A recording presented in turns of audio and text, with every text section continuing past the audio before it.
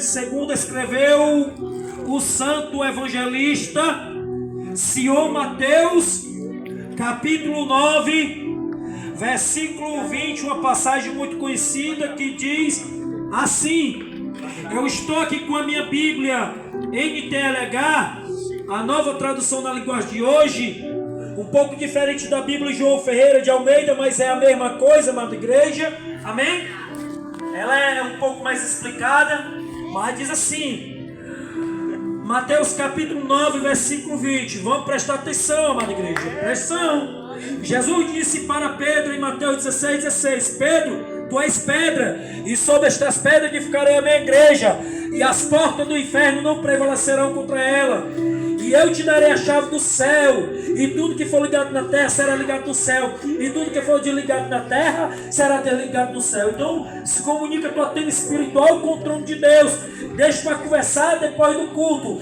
Esquece o Facebook, esquece o WhatsApp, esquece o Instagram, esquece o TikTok, esquece o Twitter, esquece esse demônio da fofoca, esquece as horas e se liga somente com a nave espiritual chamada Jesus Cristo de Nazaré, amém?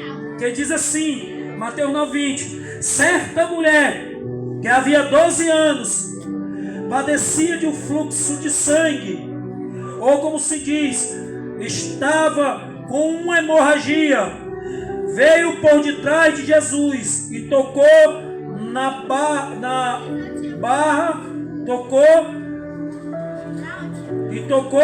na capa dele, pois ela pensava assim, se eu apenas tocar na capa dele, ficarei curada. Jesus virou, viu a mulher e disse-lhe, coragem, minha filha, você sarou, porque teve fé. E naquele momento a mulher ficou curada. Amém, amada igreja? Amém. Amado ouvinte da palavra de Deus, a palavra a qual eu trago para você, ao qual Deus propôs no meu coração, ao qual Deus propôs na minha mente, ela se encontra no Evangelho segundo escreveu o santo evangelista Senhor Mateus. Eu sempre costumo dizer e tocar na tecla espiritual de Deus, que Jesus ele veio no projeto de resgatar as almas do reino do céu. Tanto que ele disse em Mateus 11:28, vinde a mim todos que estáis cansados, oprimidos e sobrecarregados, e eu vos aliviarei. Tomai sobre vós o meu jugo e aprendei de mim, que sou manso e humilde de coração, e eu vos encontrarei descanso para a vossa alma, porque o meu jugo é suave e o meu fardo é leve. Ele ainda disse em Mateus 12:30, quem não é comigo é contra mim, quem comigo não ajunta, espalha, e quem não é a favor da obra de Deus é o inimigo da minha alma, da sua. Porque João capítulo 10, versículo 10, ele diz, o ladrão não vem senão roubar, matar e destruir, e eu vim para que tenhas vida e a tenhais com abundância. O Evangelho segundo escreveu o santo evangelista Mateus, o Evangelho segundo escreveu o santo evangelista São Marcos, o Evangelho segundo escreveu o santo evangelista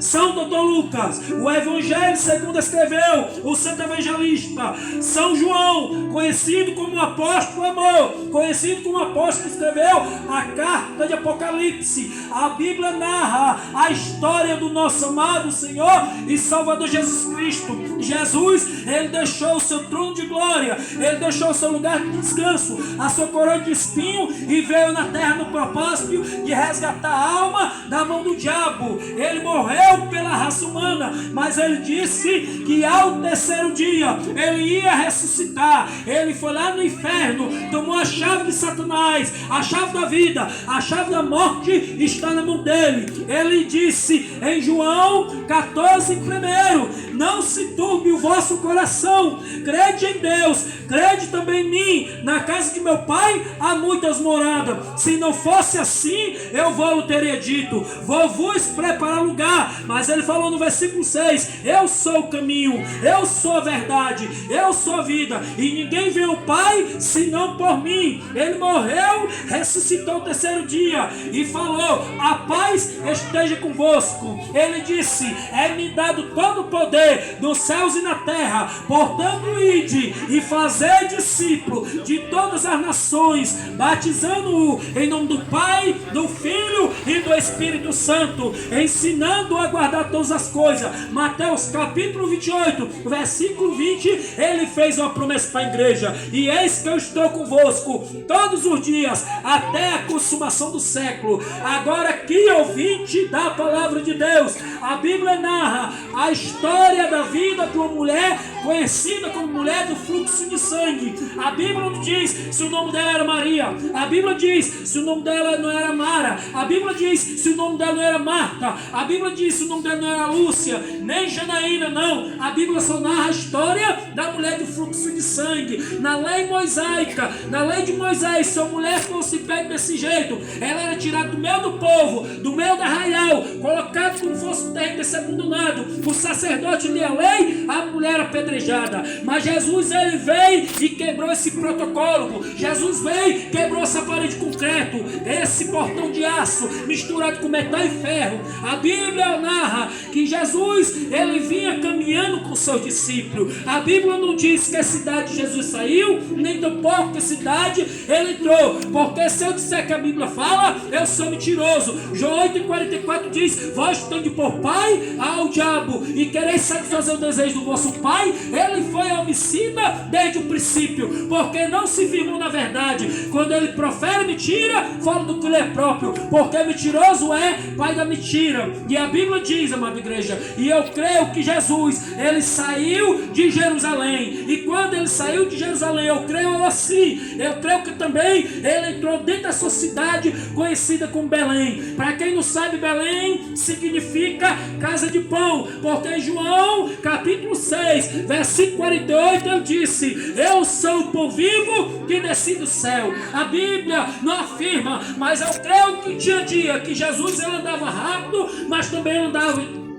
Tinha dia que ele andava no pasto do gado, porque ele sabia que tinha um povo que ia precisar de ouvir uma mensagem sua, tinha povo que ia precisar do milagre, tinha um povo que ia precisar de uma libertação, tinha um povo que ia precisar de uma restauração. E a Bíblia narra, amada igreja, que Jesus ele ia caminhando com os discípulos, e quando ele ia caminhando com os discípulos, a Bíblia fala que essa mulher do fluxo de sangue, eu creio que ela já tinha gastado dinheiro naquele tempo, com os médicos daquele tempo, com o doutor daquele tempo, e os doutores disseram que para ela não tinha mais jeito, que era melhor voltar para sua casa, se reunir com a sua família e comprar o caixão, porque ela não ia morrer. Mas entenda, cumprindo a coisa, quando o homem aqui na terra fala, a palavra dele está falida, porque Romanos 3:4 Paulo disse: de maneira nenhuma, irmão, que sempre seja Deus verdadeiro e todo homem mentiroso. Mas quando Deus, lá no seu trono, no céu de glória dele, que ele fala, está falado. Porque em Números capítulo 3, versículo 19 diz que Deus ele não é homem para que minta, nem filho do homem para que se arrependa. Por acaso falaria ele não faria?